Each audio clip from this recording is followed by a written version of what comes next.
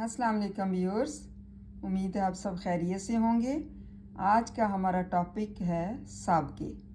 साबके किसे कहते हैं? उर्दू ज़ुबान में साबके की बहुत ज़्यादा अहमियत है। आज हम साबके पढ़ रहे हैं और उनकी अहमियत जान रहे हैं कि साबके क्या होते हैं। साबका वाहिद है और इसकी जमा साबके हैं। अब इसकी तारीफ पढ़ते हैं। साबका वो हर्फ या कलमा है जो दूसरे अल्फाज से पहले लगाया जाता है और फिर उनके मायने बदल जाते हैं और बेशुमार नए अल्फाज बनते रहते हैं।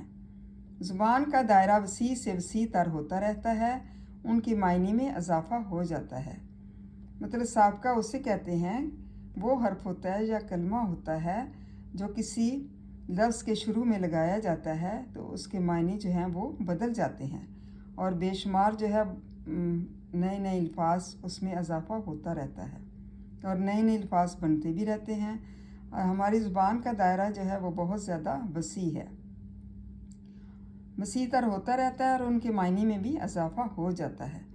मिसाल के तौर पर अब साबकों की चंद मिसालें मैं आपको दूंगी। ये अल्फाज लिखे हुए हैं और साथ में साबके लिखे हैं। पुरजोश, पुरनम, पुरकैफ, पसे मंज़र, पसमानदा, पसे पर्दा, बुलंद किरदार, बुलंद नज़र, बुलंद हिम्मत, बे इल्म, बे अकल, बे नसीब। उम्मीद है आपको साबके की समझ आ चुकी होगी। इसको लर्न करें।